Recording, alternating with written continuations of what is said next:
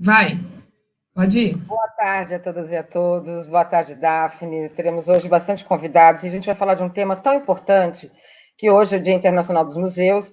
Me causa um prazer tremendo poder falar sobre a museologia, sobretudo museologia social, quando a gente tem que lidar com uma realidade histórica, não é? Eu, como professora de história, a gente tem lidado com a narrativa histórica, o papel dessas narrativas históricas e a importância, não é, da gente pensar na museologia enquanto uma estrutura coletiva, enquanto uma lógica de saber muito significativa.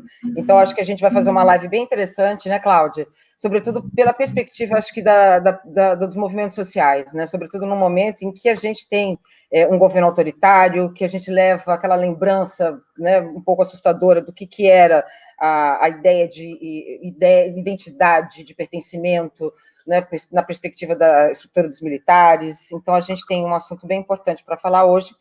E aí, a museologia social, nesse sentido, para mim, enquanto educadora, enquanto professora de história, ela é fundamental, porque ela começa a ver a história a partir de uma lógica do vencido, não é aquele que normalmente não faz parte de uma estrutura histórica. Cláudia, boa tarde. Me conta um pouco sobre essa perspectiva da museologia social no Museu da Maré, que é fundamental. Para mim, é uma escola maravilhosa. Boa tarde.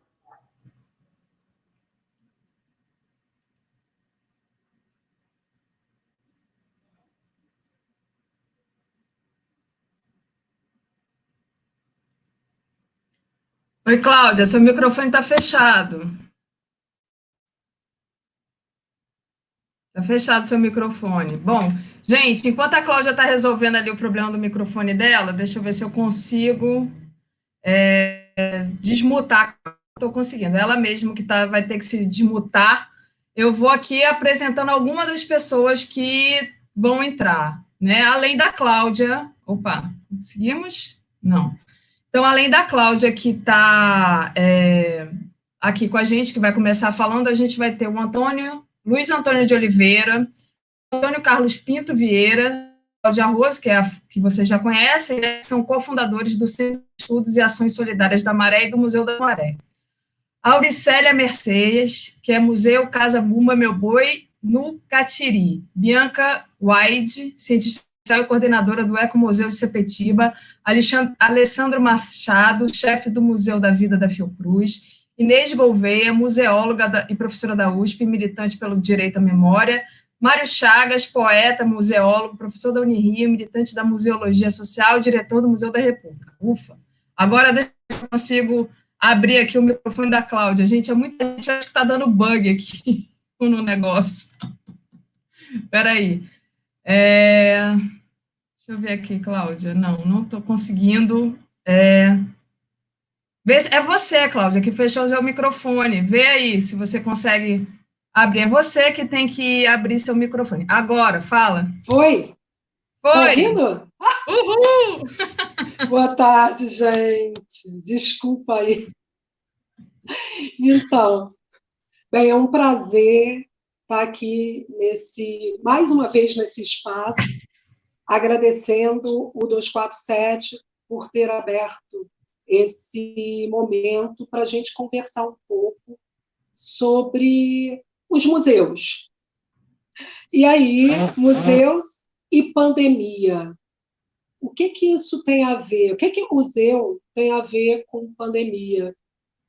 Os museus estão fechados. E aí, será que eles realmente estão fechados? O que a gente, na verdade, entende por museu? Acho que a Andréia já falou um pouco sobre isso agora na introdução, museologia social, e a gente vai, ao longo dessa apresentação, falar também um pouco mais sobre o papel social dos museus. Então, eu queria agradecer a presença de todos e todas, dizer assim que é um esforço, né, que todo mundo esteja aqui. As tecnologias às vezes atrapalham, às vezes ajudam, mas a gente vai conseguir aqui ter todo mundo e falar todo mundo. E eu queria pedir aí que a Auricélia pudesse começar falando um pouco sobre o trabalho que ela está fazendo no Museu do Bumba Meu Boi, que é muito importante esse trabalho. Oi, boa tarde, né? Agradecemos o convite aí, Cláudia, né, do Museu da Maré. Agradecemos também ao pessoal da TV 247. E nós somos um museu de base comunitária, que a gente fala sobre ancestralidade, né? Falamos da memória, identidade, território local. E nosso lema é a arte do saber fazer. E dentro aqui da comunidade, os nossos maiores desafios, nesse momento de pandemia, é a falta do abraço, né? Porque a gente, aqui no museu, a gente tem a questão do afeto muito forte. E nós estamos dentro desse território, né? Que vamos dizer, um território que pela primeira vez nessa questão de pandemia, a gente contou com a ajuda do movimento Rio contra o Corona, e a gente está lidando diretamente com a fome, como eu já citei, a fome sempre existiu, ela aumentou, e ao mesmo tempo que a gente tem que lidar com o corona, o invisível, a gente lida com acesso, nós somos o acesso, que essa comida chegue aos invisíveis, né, dentro da comunidade.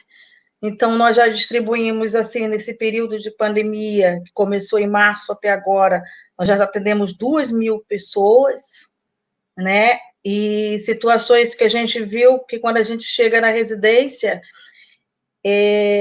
rapidinho aqui contar uma história de uma senhorinha que ela acabou me abraçando, né, olhou e me abraçou, e aí eu virei assim, não pode abraçar, e a gente chora, porque ao mesmo tempo que é doído, a solidariedade do acesso, de estar perto, nós somos que estamos na ponta, chega. Então, o Museu de Base Comunitária, nossas ações sociais é chegar, porque, na verdade, a museologia, o Museu de Base Comunitária somos nós. Nós nos sentimos sujeitos nesse processo de construção, na luta do dia a dia, na ausência do poder público, nós estamos aqui presentes. Obrigada. Eu tenho que agradecer e a gente não vai desistir. Perdemos amigos, pessoas isoladas, teve período que a equipe diminuiu, estamos nos protegendo, mas nós não vamos desistir de lutar. Esse é o meu recado, gente. Obrigada. Legal, Auricélia. Cláudia, teu microfone está fechado de novo. Abriu. A Auricélia, ela faz parte, o museu, né, que ela está representando aqui, faz parte de uma rede de museologia social aqui do Rio de Janeiro, a Remos RJ, que depois a gente vai falar um pouco mais sobre essa organização desses museus. E é importante a gente falar um pouco sobre esse papel social dos museus, porque no imaginário das pessoas, museu é um lugar de lazer, de cultura, da visita às exposições, e tudo isso é verdade, né? Museu é isso mesmo, mas não é só isso. Então, a gente tem a função social dos museus, que vai bem além da exposição. A exposição é das ações desenvolvidas pelos museus. Então, os museus que estão aqui representados, eles têm exposições, mas eles também têm ações sociais muito fortes. E a Auricélia traz isso para a gente, principalmente nesse momento de pandemia, que a gente não tem, infelizmente, e criminosamente, a presença do Estado nas comunidades. Os museus comunitários, museus sociais, eles se fazem presentes com ações concretas para minimizar os efeitos terríveis da pandemia. E aí tem um outro museu que está lá na Zona Oeste também, mas lá em Sepitiba, que a Bianca está aqui representando, se ela pudesse falar e compartilhar um pouco da experiência dela lá no Ecomuseu de Sepitiba. Boa tarde a todos e todas. Em primeiro lugar, eu quero agradecer a Cláudia Rose pelo convite e agradecer por ela ter aceitado o nosso também. Bom, eu sou coordenadora do Ecomuseu de Sepetiba, que é um ecomuseu que tem o seu território como a maior ferramenta para o seu desenvolvimento. E a gente compreende esse museu como um processo, como uma ação museológica que tem como objetivo desenvolver o território que habita a partir da valorização dos patrimônios que existem nesse território.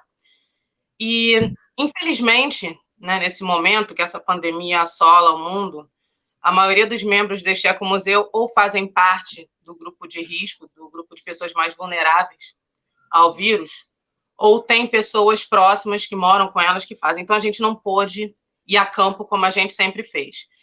Então, buscando uma alternativa para o ecomuseu não parar com seus trabalhos, com toda a sua ação, a gente resolveu fazer lives. Nós estamos realizando lives semanais com temas que nós consideramos relevantes. A primeira live que a gente fez foi justamente com uma doutora, né, da Fiocruz, a Ludmila, que ela falou sobre o Covid, esclareceu, né, a população de Sepetiba, porque a letalidade em Sepetiba tem sido bastante preocupante. São 25 casos no bairro, 15 recuperados e 9 óbitos, né, num bairro no extremo oeste, em que a gente esperava que a recomendação do isolamento fosse acatada. A gente não está observando isso, então a gente está procurando conscientizar a população através dessas lives. E essa semana, como é a Semana de Museus, a gente vai fazer uma live sobre acessibilidade. A gente convidou a Cláudia Rose, o Rush, do Ecomuseu Natural do Mangue, para falar sobre o trabalho deles lá. E a gente tem se sentido muito tocado com essa situação, principalmente na Zona Oeste, porque nós fazemos parte de um território segregado, socioespacialmente. E tem tido grupos que têm feito um trabalho bastante significativo. A União da Zona Oeste, que tem o pessoal da Casa Fluminense que está contribuindo, o pessoal do Centro Onicojá, né, do Instituto Onicojá, está distribuindo cestas, fazendo um trabalho bem legal, semelhante ao que a Auricélia está fazendo em Bangu, que é super, super lindo, bem significativo e necessário nesse momento, né? E eu acredito que os museus comunitários, os ecomuseus, eles são resilientes, porque eles têm essa capacidade de se refazer diante das adversidades, porque eles são feitos por pessoas para pessoas. São museus que vêm de baixo para cima, né? São museus criados pelas comunidades para as comunidades. Então, eles conseguem encontrar uma forma de se refazer. E a gente sempre encontra uma forma de estar realizando nossos trabalhos, né? E é interessante a gente lembrar que cada território, cada iniciativa é única. Então, não existem museus iguais, né? Não existem territórios iguais. Então, cada um tem a sua ação, né? Tem a sua forma de trabalho, as suas necessidades, as suas prioridades. E acho que é isso, gente. É isso aí. Agradecer à TV 247 também. E convidá-los também para a nossa live quarta-feira, às 20 horas, na nossa página do Facebook, do Ecomuseu de Sepetiba. E a gente também vai fazer uma live da ABRENC, da Associação Brasileira de Ecomuseus e Museus Comunitários, que está começando a se reorganizar agora, durante a pandemia. E a gente vai fazer uma live explicando um pouquinho sobre esse processo na quinta-feira, às 18 horas, no canal da página da ABRENC, também no Facebook. Obrigada. Então, Bianca, eu queria muito agradecer também a sua participação. E, assim, é importante que as pessoas que estejam aqui participando com a gente conheçam esses termos da museologia social, né? Falar de ecomuseu é falar de museu, não que a gente tem tradicionalmente, né, na cabeça que eco vem de ecologia, sim, tem a ver com natureza, ambiente, mas nesse caso o ecomuseu é o museu da casa, né? E aonde é a nossa casa? A nossa casa é o território onde a gente está. E o Ecomuseu de Sepetiba entende o território de Sepetiba todo como sua casa e tem que ser cuidado com carinho. Por isso esse trabalho tão importante do Ecomuseu de Sepetiba, né, de estar fazendo essa conscientização da população e estar articulando e trabalhando com outras iniciativas. Eu não sei se Andréia, Daphne gostariam de falar alguma coisa também. Não, eu acho que a gente já tem uma lista longa aqui de outras pessoas, de outros museus. Eu acho que a gente tem que deixar espaço para você. Só queria pedir para quem for falando depois, ir saindo da live para a gente poder ir embarcando outras pessoas, né? Senão não consigo embarcar, lembrar isso para vocês.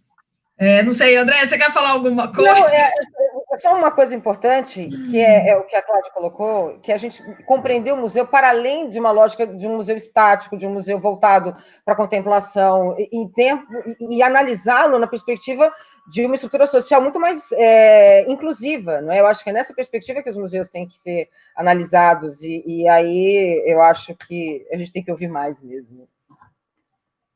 Eu queria muito agradecer a participação da Auricélia, a participação da Bianca. Agradeço. Queria muito importante o trabalho que vocês estão fazendo, né? E pedir agora, talvez, e se a Inês pudesse falar com a gente aqui, e daqui a pouco temos também o Mário Chagas, que é do Museu da República, o Alessandro, que é do Museu da Vida, da Fiocruz, e também o Antônio Carlos e o Luiz Antônio, do Museu da Maré.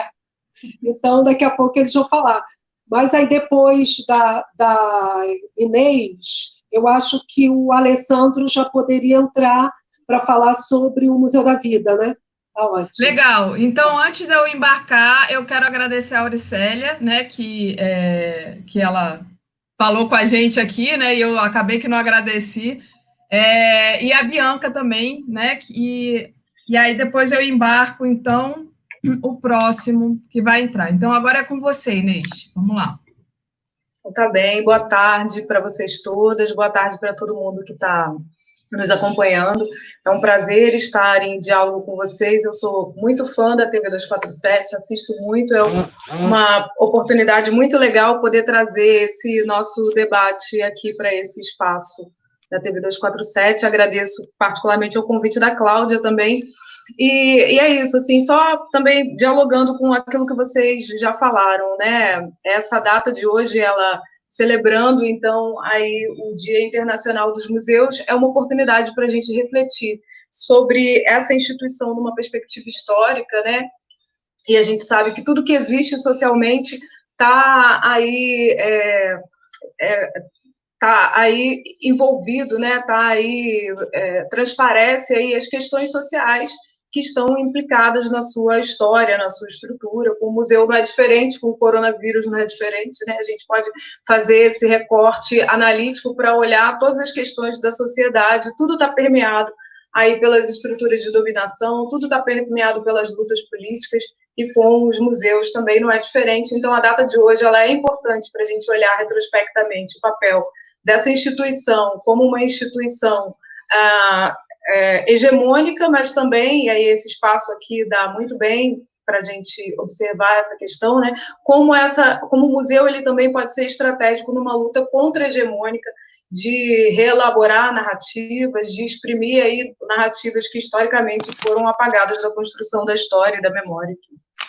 E nesse aspecto, né, do que a gente estava falando aqui agora, como o ecomuseu, como o espaço do território, olha a importância dessas instituições nos territórios em que elas atuam, né, porque são elas efetivamente que estão ali no diálogo cotidiano, são elas e todas as outras organizações sociais que atuam no território, né, que estão ali em diálogo efetivo, no diálogo cotidiano com a população que está, né, ali inserida e dividindo o mesmo território.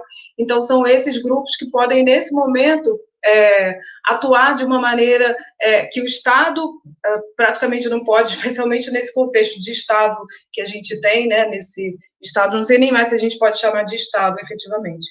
Mas, então, é um dia muito importante, eu parabenizo a todos os museus comunitários, agradeço a oportunidade da interlocução com esses museus comunitários, ressalto o fato muito importante de que esses museus estão em rede, como vocês podem ver aqui pelo diálogo entre eles, pelo nosso diálogo, a gente se comunica, os museus se comunicam, é a expressão de um movimento de articulação da sociedade civil, que não só tem acontecido historicamente, né, e que não pode ser invisibilizada essa dinâmica, né, essa articulação entre a sociedade civil, não só tem acontecido, como vai continuar acontecendo e tem cada vez mais razão de ser, inclusive para que a gente possa elaborar, reelaborar, representar os traumas sociais que ficarão nesse momento. Então, muito obrigada pela oportunidade de diálogo e seguirei aqui escutando. Legal, eu acho que a Cláudia caiu agora, e a gente teria agora... Peraí, deixa eu ver se eu consigo colocar a Cláudia. Oi, está com o microfone fechado. Estou aqui. Inês, é muito importante ter assim, a participação, sua participação aqui. Acho que falar um pouco também de que a Inês é uma das pessoas que colaborou demais na articulação da Rede Museu no Dia Social do Rio de Janeiro. Agora ela está lá em São Paulo, agora ela é professora da USP, mas antes de qualquer coisa ela é uma militante pela memória, ela está aqui, ela foi fundamental, é fundamental nesse trabalho da gente articular em rede. Legal. Luiz Antônio agora, né, Cláudia? Falar? Luiz Antônio, eu te fechei aqui teu microfone, peraí. Ih, não, deixa eu... Peraí. Luiz Antônio, está escutando? Oi, tô escutando. Tudo bem aí? Tá me escutando? Legal. Bom, para mim é muito bom estar aqui com vocês. Assim, a gente acompanha todo o processo com a Cláudia Rose na 247 aí, porque é uma alegria ter feito essa parceria, né, com o Museu da Maré. Enfim, a gente é muito feliz por isso. E isso só agregou depois desses 14 anos, né, de museu. E, na verdade, quando a gente fala de museu, a gente está falando de muito mais anos, né, com a Rede de Memória da Maré, que originou o Museu da Maré, né, que antes da Rede de Memória tinha a TV Maré, enfim. É um trabalho muito longo, né, e de trabalho muito orgânico, e a gente fica muito feliz, porque a gente, não sei se a gente, aquela história que... Não está legal? Pode. Oi, querido, pode continuar. Pode falar. Tá. Então, acho que foi um processo muito longo e é um processo muito bonito, esse do Museu da Maré. Eu acho que esse processo, né, acho que falando de uma forma, porque já tem uma discussão aí sobre a sociologia museal, né, sobre os ecomuseus, sobre esse trabalho mais orgânico nas comunidades, bases. Importante colocar que o Museu da Maré, com a sua instituição, ali em própria dinâmica da criação de museus, né? Que tinha uma pauta de questão museológica arraigada, né? Mais com as comunidades.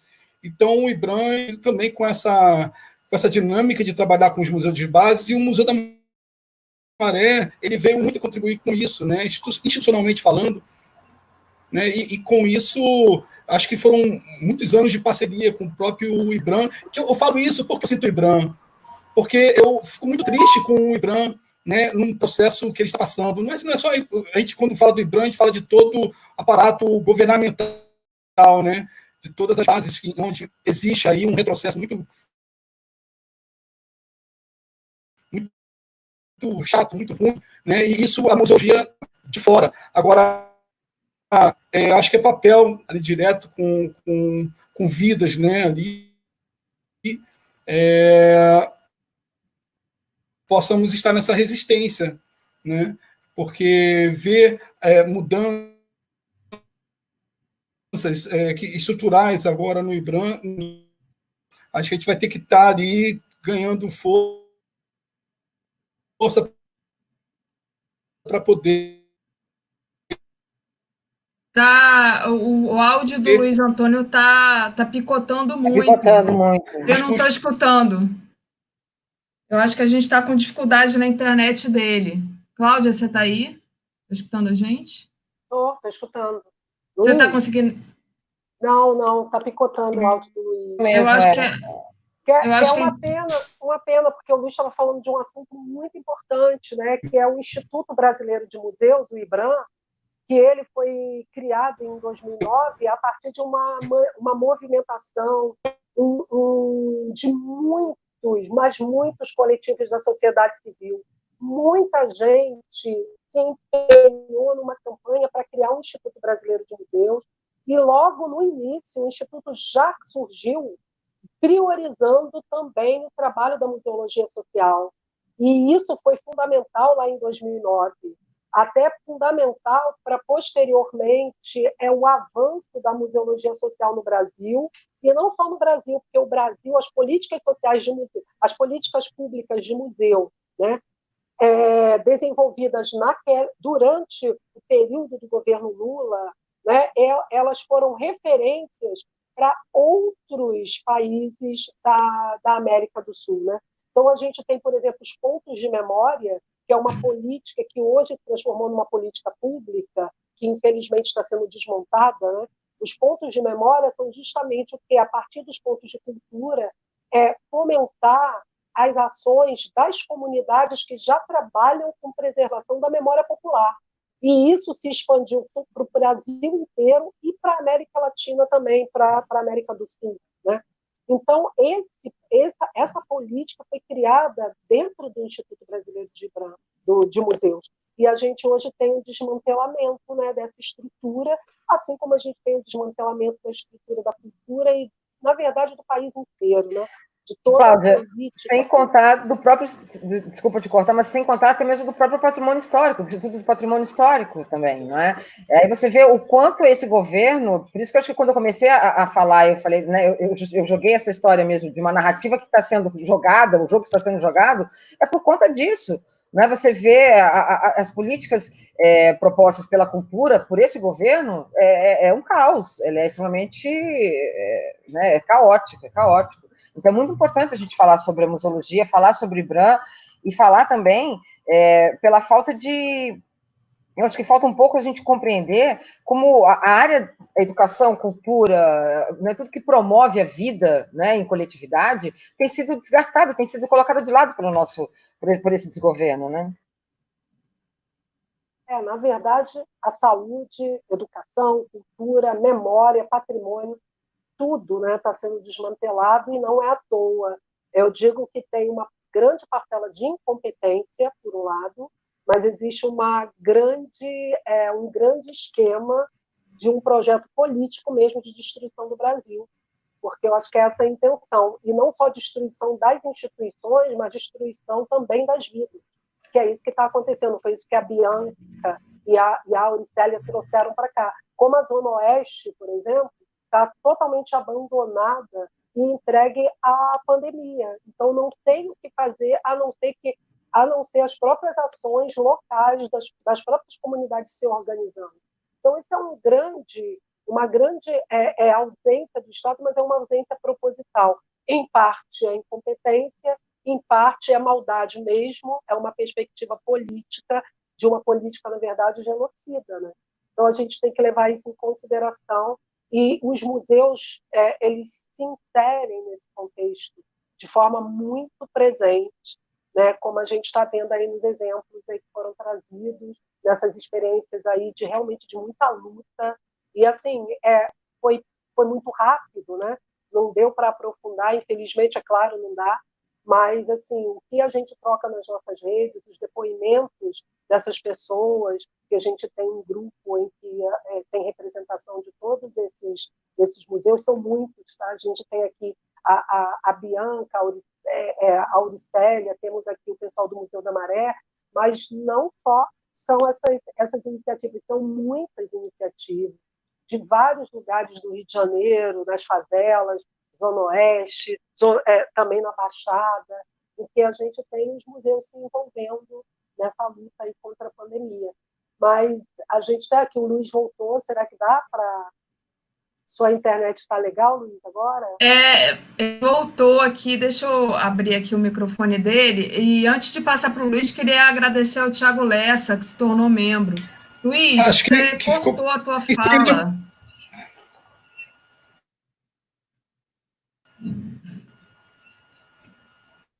Acho que continua cortando, né? Pois é. Não, tudo bem, falando. É porque eu falei do IBRAM, né? Gente, tá bem complicado. Não sei se Está cortando muito. Tá cortando muito. Acho que o Alessandro poderia falar um pouco lá do Museu da Vida e da Fiocruz, da inserção da Fiocruz nesse trabalho também. Alessandro, boa tarde. Boa tarde, Cláudia. Boa tarde a todo mundo. Me escutam? Tá bom? Sim, maravilha. Então, eu queria agradecer aí o convite da Cláudia, agradecer a Daphne, a TV 247, os colegas que estão aqui comigo, estou aprendendo muito, acho que é importante essa troca. Atualmente, eu me chamo Alessandro, né? Atualmente estou à frente, chefiando o Museu da Vida, na Fundação Oswaldo Cruz. Nós somos um museu de ciências, que está completando agora, 25 de maio, 21 anos, né? A gente faz aniversário na mesma data da Fundação Oswaldo Cruz, que estava completando 120 anos agora, 25 de maio. E, enfim, nós temos essa peculiaridade de sermos um museu dentro de uma instituição da área de saúde, né? Uma instituição de pesquisa, de produção, que faz a gestação, muitas vezes, de políticas públicas de saúde para o Brasil, né? E, enfim, e que está situada no Rio de Janeiro, a sua sede, ela está no Brasil todo, a fundação, o museu não, o museu está dentro da sede da Fundação Oswaldo Cruz aqui no Rio de Janeiro, em Manguinhos, né? E nós estamos ali de frente para o Complexo da Maré, dentro do Complexo de Manguinhos, praticamente, ao lado do Jacarezinho, a poucos quilômetros do Complexo do Alemão, e temos, né, um compromisso com os territórios nos quais nós estamos inseridos, né? São territórios com alto índice de vulnerabilidade, né, social, e o nosso museu, ele, desde a sua criação, em 1999, vem estabelecendo contatos com o território da Maré e o território de Manguinhos. Nós temos uma relação antiga, inclusive, com o SEASME, né, que dá origem ao Museu da Maré, portanto, o Museu da Maré nasce, e nós mantemos desde o nascimento do Museu da Maré uma ótima relação, várias parcerias ao longo do tempo realizamos juntos.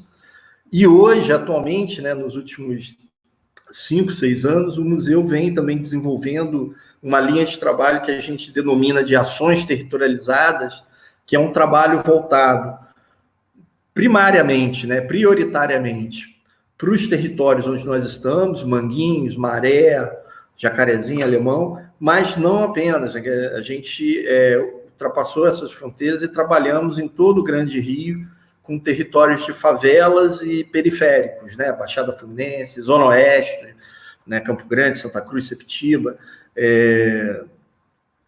que consiste em nós estabelecermos contato e parcerias com escolas públicas, com ONGs, com movimentos sociais, com coletivos culturais, com unidades de saúde também, unidades básicas de saúde, onde a gente leva ações do museu a esses territórios, a gente chega lá, marca reunião, constrói essa ação com o parceiro local, com a pauta do parceiro local, com a temática desse parceiro, e na sequência a gente faz essa ação e depois a gente busca com um outro projeto que nós temos, que é de um Expresso da Ciência, que é um ônibus, que a gente conseguiu por meio das leis de incentivo, né, da Rouanet, tão atacada, conseguimos com essa complementação desse projeto, levar o público desses territórios até o museu, trazê-los lá.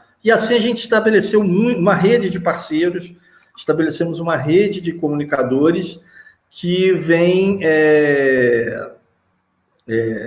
trazendo para a gente muita alegria e felicidade e muito conhecimento para a gente, né? A gente tem uma missão do museu que é divulgar e popularizar a ciência para todas as populações, mas eu diria que trabalhando com essas populações especificamente, quem aprende muito é a nossa instituição. E a pandemia, a Covid, ela trouxe para a gente inúmeros desafios, né? O primeiro deles é que a gente trabalha com aglomeração, né? A gente trabalha com contato humano, com afetividade, e isso está suspenso, porque o isolamento se tornou imperativo. A outra coisa é que nós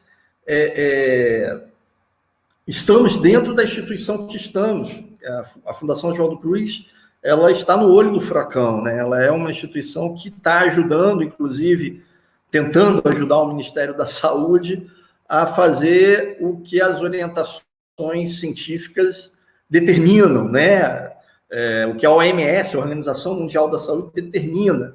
Então, inclusive, a nossa própria decisão de fechar, ela foi uma decisão pautada ali no limiar da possibilidade de fazer isso. Nós tínhamos a obrigação de fechar as portas para contribuir com o isolamento social, mas não podíamos fazer isso de qualquer forma, de uma maneira muito precipitada, porque passaríamos uma mensagem muito ruim, né? O Museu da Fundação Oswaldo Cruz fechando a porta antes de todo mundo seria uma possibilidade de disseminar até o pânico nas pessoas. Então, a gente, desde o primeiro momento, o nosso museu sentiu o peso de que a Covid, de que a pandemia estaria ali alterando, modificando a nossa vida. E a partir de então, a gente, com muita responsabilidade, tomamos a decisão correta do isolamento, fechando as portas, e passamos a adotar o home office, continuando vários dos nossos projetos de trabalho em casa, mas também nos reinventando, nos repensando. A primeira coisa que a gente fez foi remanejar alguns EPIs que nós tínhamos na nossa reserva técnica do museu para o centro de saúde que funciona dentro da fundação, né, que atende a população de Manguinhos. Tínhamos lá mais de 2.000 luvas, 2.000 máscaras. Repassamos esse material para o centro de saúde, não fazia sentido, numa situação de pandemia, ficarmos com esse material. Era um material que era urgente, era necessário para as unidades de saúde. E começamos a remodelar e repensar também o nosso trabalho pelas redes sociais, fortalecendo as informações que vinham da sala de situação da Fundação Oswaldo Cruz sobre as informações didáticas sobre a pandemia, sobre o Covid-19, informações de troca, fortalecendo ações de solidariedade, como a dos companheiros que foi aqui posta, né, muito bem colocada. Nos enganjamos no apoio às ações de solidariedade também da Maré, também em Manguinhos, né, particularmente a uma ação lá em Manguinhos chamada Manguinhos Solidário, com vários coletivos, vários movimentos sociais do território participando, com distribuição de cestas básicas, com várias coisas. Os trabalhadores da Fiocruz se mobilizaram para arrecadar recursos para cestas básicas, para distribuir nessas ações, né? Nós passamos a divulgar essas ações, e o museu também se engajou numa chamada pública que a Fiocruz fez, com recursos que tinham sido sobras da construção do centro hospitalar. Não sei se vocês estão acompanhando pela mídia, né? Houve um investimento do Ministério da Saúde e doações de empresas privadas para a construção de um centro hospitalar dentro da Fundação Oswaldo Cruz, né? Que abriu as portas esse final de semana, para atender as pessoas contaminadas pela Covid, né, que necessitassem de UTIs, e houve uma parte desses recursos que foi empregada nessa chamada pública para apoiar ações no Brasil inteiro de territórios e populações vulnerabilizadas, né? Assim, para vocês terem ideia, tivemos ações e projetos dos mais variados perfis do Brasil inteiro inscritos, foram mais de 600 inscritos, né? E a gente pôde ajudar uma parcela considerável dessas ações que iam muito na linha de disseminação de informação sobre o Covid, de apoio à saúde mental das pessoas nesse momento de isolamento, de distribuição de cesta básica, de distribuição de material de higiene, enfim, de solidariedade, né, de ações solidárias que nós podemos ajudar. O museu participou dessas ações da Fundação nesse momento, e nas redes sociais a gente está se reinventando em tudo, né? O museu hoje ele funciona basicamente via rede social, site, né, na comunicação intensa com o público. A gente quer manter essa comunicação e, principalmente, quer fortalecer quem atua nas ações nesses territórios que estão abandonados, sim, é uma leitura que a gente vê, né, eles são historicamente abandonados e agora numa situação muito mais crítica, muito mais caótica, fora os ataques que a gente vem sofrendo. Então, a Inês falou muito da importância da articulação e da comunicação nesse momento, né? A Inês Gouveia, que falou antes de mim aí, falou muito da necessidade disso, e a gente está sentindo isso, a gente está vivendo, experimentando isso na prática, né? Nós, inclusive, integramos a Marcha para a Ciência do Campo da Ciência, né? Que é uma marcha que acontecia sempre no mês de maio, todos os anos. Esse ano ela aconteceu de maneira virtual. E nós conseguimos articular, o Museu da Vila conseguiu articular junto à Associação Brasileira de Centros e Museus de Ciência, a ABCMC, a participação também de alguns movimentos de favelas, de alguns movimentos culturais nesse sentido, que foi muito importante. E estamos também divulgando aí o manifesto em defesa do IFAM, do Instituto Patrimônio Histórico Nacional, feito pelo Fórum de Defesa do Patrimônio Cultural Brasileiro, né, que é um fórum que tem várias instituições que participam, não sei se algumas aqui participam, mas eles estão fazendo um manifesto em defesa do IBRAM, do IFAM, em defesa do IFAM, contra algumas nomeações de pessoas não qualificadas para ocuparem os cargos de direção lá. Então, enfim, tudo isso somente demonstra a nossa necessidade de articulação, de comunicar cada vez mais. E nós, como Museu de Ciência, né, a gente vive o absurdo de ter que defender o óbvio, diariamente, né, de manhã, de tarde, de noite. O questionamento da ciência se faz de maneira tão agressiva e brutal quanto o questionamento da importância da cultura, né, como a Cláudia Rose falou, mais do que um ataque às instituições. É um projeto, um projeto de destruição cultural, de destruição da ciência forte em curso. Legal, Alessandro. Cláudia?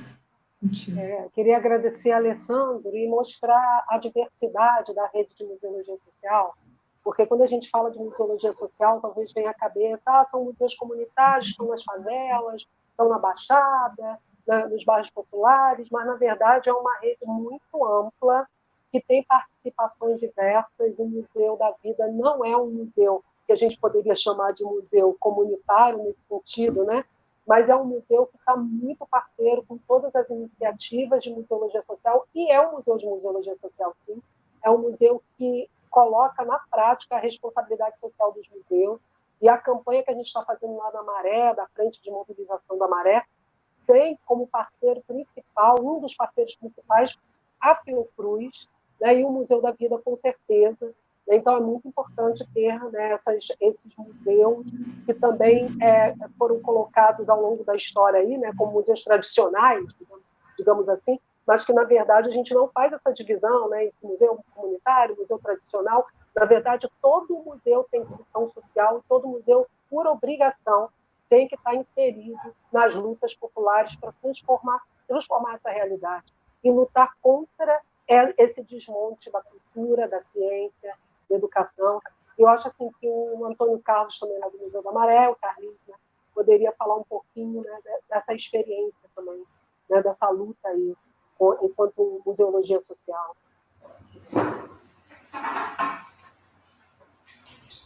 Bom, boa tarde a todas e a todos. Eu acho que hoje é um dia importantíssimo para nós que trabalhamos no campo da museologia, porque 18 de maio é um dia de reflexão E, nesse momento, essa reflexão é muito oportuna, porque talvez na nossa história a nossa memória não estivesse passando por um período de ameaça em todos os sentidos como a gente está vivendo agora, né? Seja pela pandemia, que mata os nossos velhos, principalmente, que mata as nossas memórias, e seja pelas políticas de extermínio que também chegam ao campo da memória e da arte, né? Da produção artística, da cultura. Então, é com muita ansiedade que a gente vê esse momento sem termos assim, ações mais concretas. Então, é necessário que essa reflexão hoje, do 18 de maio, Dia Internacional dos Museus, ela seja feita nessa perspectiva, né? Na perspectiva de que a nossa memória, o nosso patrimônio histórico, os nossos museus nunca estiveram tão ameaçados como hoje, vamos dizer, num cenário mundial, mas principalmente no nosso país, né? Pela política que temos hoje aqui, ou pela não política, ou por uma política de morte, de destruição, de desmonte que a cultura está passando.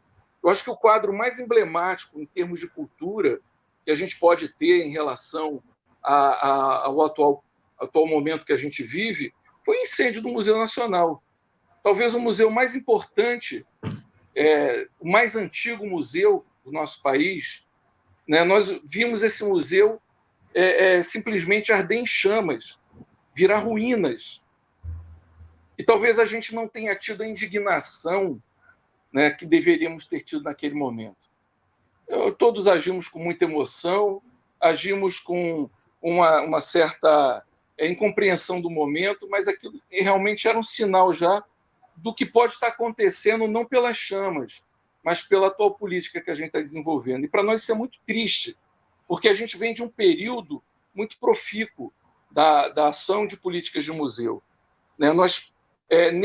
De 2005 para cá, nós tivemos aqui uma série de ações importantes, como a criação de uma política nacional de museus, né? Como a aprovação de uma lei e depois de um decreto regulamentando o Estatuto dos Museus, dando importância aos museus. Isso tudo é resultado de uma luta. Constituímos o Instituto Brasileiro de Museus, que é um órgão destinado a trabalhar essa memória, esse patrimônio museológico brasileiro, que é muito rico. A gente está falando hoje de cerca de 3 mil museus no Brasil, mais de 3 mil museus, né? Quase 4 mil museus. Então, é ainda muito pouco em relação ao que nós temos em território, em população, mas é um número significativo, precisa de uma atenção maior. Então, nós tivemos aí uma série de ações importantes, a criação de editais de modernização, o fomento das ações museais, os pontos de memória foram criados a partir das experiências comunitárias de memória, de preservação de memória, de cultura popular, né, em todos os cantos do Brasil, né? A gente está falando de uma política imensa, nacional, e tudo isso está sendo simplesmente desmontado. Então, nós entendemos essas políticas como políticas não de governo, mas de Estado. E é por isso que a gente precisa ter essa mobilização, principalmente nesse momento, né? Então, eu acho que os museus eles ganharam também uma dimensão que não é apenas um museu para preservar uma história que é a história oficial, a história das elites, é um museu apenas para preservar objetos exóticos, interessantes, né? Ou lugar de lazer, de contemplação, mas os museus eles têm um papel fundamental na transformação da sociedade, né? E é por isso, então, que a gente está perplexo diante do que está acontecendo nesse país, mas entendendo isso como uma política, né? Como uma política engendrada, que é uma política de destruição. Porque os museus eles mudam a sociedade, eles transformam a sociedade. E a pegada que a gente tinha na política de museus era trabalhar justamente nessa perspectiva de transformação, né? Então, o que a gente está vendo nesse momento é algo que merece uma reflexão muito profunda nesse 18 de maio, Dia Internacional dos Museus, né? Após um trabalho exitoso, um trabalho que produziu tantos resultados, que integrou os museus do Brasil em várias lutas, e lutas locais e lutas globais, lutas nacionais, lutas étnicas, lutas em todos os sentidos, lutas políticas também. Os museus estão sendo esvaziados do seu papel. A gente não pode permitir que isso aconteça, né? Então, nesse momento da pandemia, que eu acho que é o tema também da mesa e da reflexão que a gente está fazendo, eu acho que os museus eles ganham, mais uma vez, uma força, né, nesse momento histórico que a gente tem que aproveitar e valorizar, né? Os museus são instituições que nos levam a transitar no espaço e no tempo, muitas vezes sem sair de um lugar. Eu acho que nesse momento nós estamos aí forçosamente, necessariamente, de quarentena, com afastamento social, os museus são uma opção para que a gente também possa fugir do isolamento intelectual, psíquico. Quer dizer, os museus eles têm essa função também importante. Se a gente for hoje observar a própria rede, né, de internet, ela tem vários museus que podem ser visitados, podem ser contemplados no que eles têm para mostrar virtualmente, né? Nós temos museus que a gente viaja 360 graus. Isso é interessante, é um dado importante nesse momento, né? Mas, além disso, né, os museus, nesse momento, eles são instituições de preservação da memória, né? Lá no Museu da Maré, por exemplo, que a gente tem esse trabalho da memória, da história oral, memória dos nossos velhos, né? A gente tem sentido algumas pessoas, né? Eu sou abençoado, que é um morador da Maré que faleceu recentemente. Ele foi entrevistado uma semana antes, né? Então ele deixou ali as suas memórias, as suas histórias, o seu protagonismo, né? E o museu ele pôde, então, antes de acontecer a morte do seu abençoado, pôde registrar a história desse homem que seria esquecida. Seu Atanásio, que uma liderança da comunidade, também faleceu agora pela Covid, né? É uma história de vida, um homem que sai de navio do interior do Maranhão, em Codó, e que vem para uma favela no Rio de Janeiro construir uma história de transformação social do lugar. Essa história estaria perdida se não fosse o papel do museu estar também trabalhando com essa memória, registrando essa memória, divulgando essa memória e dando visibilidade a essas pessoas, né? Porque a partir do momento em que a gente vê que pessoas comuns dentro das nossas comunidades têm uma trajetória de vida, de transformação social, né? Elas são inspiração também para essas novas gerações que estão precisando, né? E o Museu da Maré, a gente acabou também se inserindo, né, nesse movimento dentro da própria comunidade. Não é uma inserção simples, é uma inserção forte de organização, de participação, desde o trabalho de comunicação até o trabalho de organização de cadastro, de cesta, porque o museu ele não pode estar fechado para a sua comunidade do entorno, né? Então, o que a gente vê muitas vezes é que o museu ele fica como um objeto estranho, né? E ele não se relaciona com a comunidade do entorno. Então, todo museu tem que ter essa dimensão comunitária também. Então, no dia de hoje, a gente vê que os museus eles têm que assumir cada vez mais, como foi falado por todas as pessoas aqui, pelo pessoal lá de Guaratiba, Sepetiba, né? Pessoal de Jericinó, que trouxe suas experiências, nós da Maré, do Museu da Vida, nós temos que estar aberto à realidade, ao que está acontecendo, né? A gente tem um artigo do Ralph Foster, que é um crítico de arte, que ele questiona isso, né? Na década passada foi a década do boom de museus, né? Era museu para todo lado, com relação a tudo. Agora, qual é a função desses museus? Então, eu acho que a museologia social, de certa forma, responde a isso. O museu ele tem que ter uma função na sociedade, uma função de transformação e, acima de tudo, de esperança e de vida. Eu acho que é esse o papel que nós esperamos dos museus, né? Em tempos de medo, em tempos de morte, em tempos de incerteza, os museus, eles como instrumentos de transformação, como espelhos da realidade, eles podem ser também espaços de vida e espaços de esperança. Eu acho que é isso que todos nós estamos construindo e que nós devemos levar adiante né, como uma missão nessa reflexão sobre o Dia Internacional dos Museus e o papel dos museus nesse cenário global, né, nesse cenário que nós estamos vivendo também na nossa vida e nas nossas comunidades. Que eles sejam, acima de tudo, espaços de vida e espaços de esperança. Sensacional, Carlinhos. Cláudia, já passo para você. Queria agradecer ao público que está acompanhando aqui a gente, né? A gente tem muita gente acompanhando, então pedir para o pessoal compartilhar a live. Agradecer quem saiu do Facebook e veio para o YouTube. É muito importante que vocês acompanhem a live pelo YouTube. Esse mês, o YouTube Premium, quem é YouTube Premium, ganha uma assinatura, ganha assinatura de graça, então quem puder, faça assinatura do 247, quem paga vai ser o YouTube. Agradeço. O Luiz Antônio voltou, né? Ele caiu 2 vezes, a gente não estava conseguindo escutar o que o Luiz Antônio estava falando. Então, mas eu passo para a Cláudia Rose para ver se ainda... Porque a gente já está meio já estourando o tempo, mas eu queria que vocês todos fizessem um adeus aí, né? Cláudia, passo para você.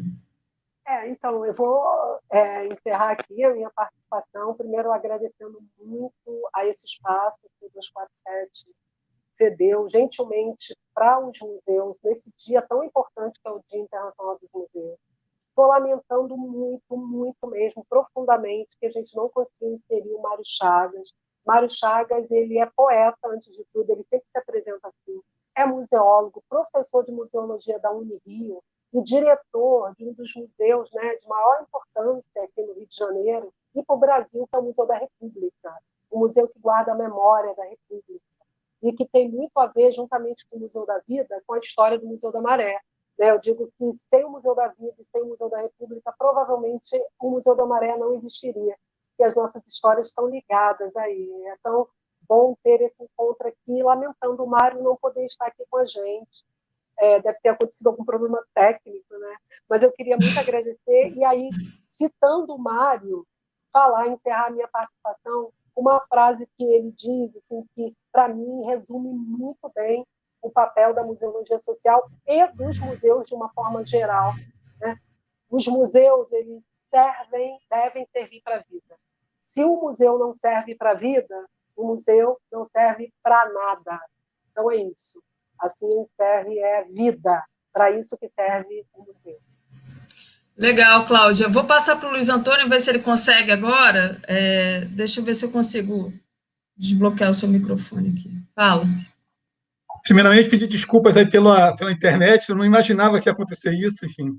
Mas eu queria encerrar dando um dado, em cima do que o Carlinhos falou sobre a questão do seu abençoado, né? Que 1 semana ou 2 semanas antes dele falecer, nós fizemos a entrevista com ele, né? Nós estamos pensando como estruturar uma forma de fazer algumas entrevistas em história oral, né? Com idosos da Maré, de forma que a gente consiga o apoio da família, né, dos mais jovens da família, para que a gente possa fazer entrevistas também remotamente, né, porque é uma possibilidade boa nesse período, então, e é estratégica também, né, muitas pessoas idosas na Maré que a gente precisa entrevistar para aglutinar essas histórias tão ricas para a gente. E eu falo isso como mantra, né? Finalizando, eu acho que o grande papel dos museus comunitários, museus sociais, ecomuseus, também é servirem de forma pedagógica para que todos os museus tradicionais, os museus nos grandes centros, museus da cidade, eles possam também saber que existe uma outra forma de trabalhar grandiosa da museologia social, né? Todos os museus podem e devem, uma frase do Mário, onde se trabalhe com a vida, né? Então essa é a grande pegada, a grande missão também, uma das grandes missões da museologia social. Obrigado à TV 247 por esse momento. Foi um grande presente de aniversário para o Museu da Maré, sem dúvida, sem dúvida, sem dúvida. Muito obrigado. Legal, a gente que agradece, Luiz Antônio. Eu vou passar para a Andréia, só que vou ler aqui. A gente hoje teve a participação do Luiz Antônio, né, do Antônio Carlos Pinto Vieira e da Cláudia Rose, que são os cofundadores do Centro de Estudos e as Ações Solidárias da Maré, né, o CEASM, e o Museu da Maré, da Auricélia, que foi a primeira que falou, Mercedes, da Casa Bumba Meu Boi, no Catiri, da Bianca Waide, que é cientista social e coordenadora do Ecomuseu de Sepetiba, né, do Alessandro Machado, chefe do Museu da Vida da Fiocruz, da Inês Gouveia, museóloga da USP, militante pelo direito à memória. Mário Chagas não pôde vir, né, mas foi citadíssimo aqui. Então, agradecer a todo mundo que esteve aqui na live com a gente, que a gente não pôde botar todo mundo na mesma tela por uma questão técnica do aplicativo, mas passo para a Andréia, então, finalizar aí, pedir para o pessoal deixar o like. Andréia. Então, olha, Cláudia, um prazer ter falado com você, um prazer ter conhecido o Alessandro, Antônio Carlos, Luiz Antônio, eu como professora de História, e a gente sempre, quando faz as lives, eu e Daphne, a gente tem uma preocupação muito grande com essa relação da questão social, dos movimentos sociais, compreender a museologia e compreender a amplitude das análises, né, museológicas. Eu acho que isso é fundamental. Eu acho que o que a gente faz aqui um pouco também no 247 é um pouco disso também, né? Acho que a gente consegue ali manter uma lógica de é quase um depositário, mas a gente deposita ali muita informação, que isso vai ter um fator importante no futuro, a gente não sabe qual é, mas, enfim, eu acho que só para fechar, lembrar que o papel dos museus é um papel político, né? O museu tem essa carga política. Eu, como educadora, e dentro da perspectiva da educação patrimonial, que é uma coisa que eu gosto muito, me toca muito ver o inventário participativo, a noção de pertencimento a partir dessa lógica do inventário participativo. E eu convido, né, Daphne, acho que a gente tem que pensar na próxima, porque eu acho que é um tema importantíssimo que a gente não pode deixar para um dia. Eu acho que a gente tem que voltar a falar muito sobre a museologia, muito sobre patrimônio histórico, porque a disputa está ocorrendo, o jogo está sendo jogado, e, infelizmente, o que está sendo jogado aqui é uma narrativa histórica para um futuro, desde aquele momento que você falou, Antônio Carlos, que é preciso, do Museu Nacional, quando a gente não teve ali uma resposta muito forte, e naquele momento, um momento ainda de golpe, né, era o Temer no poder, mas ali você já configurava que tipo de Brasil eles estão nesse jogo, né, eles estão querendo colocar. Então, eu agradeço demais. Para mim, enquanto educadora, é sempre muito bom a gente poder fazer esse tipo de live, né, Daphne? Legal, gente. A gente vai encerrar agora. A gente vai abrir uma outra live agora com o Beto Vasques para falar de comunicação digital e resistência. Agradeço a todos vocês, Antônio Carlos, Alessandro, Cláudia. Cláudia, você já se despediu antes? Não sei se vai querer dar um tchauzinho. Tchauzinho. Eu quero dar tchau e falar, né, o que a gente sempre fala: vida longa aos museus. Vida longa aos museus. Tchau. Legal. Tchau, valeu.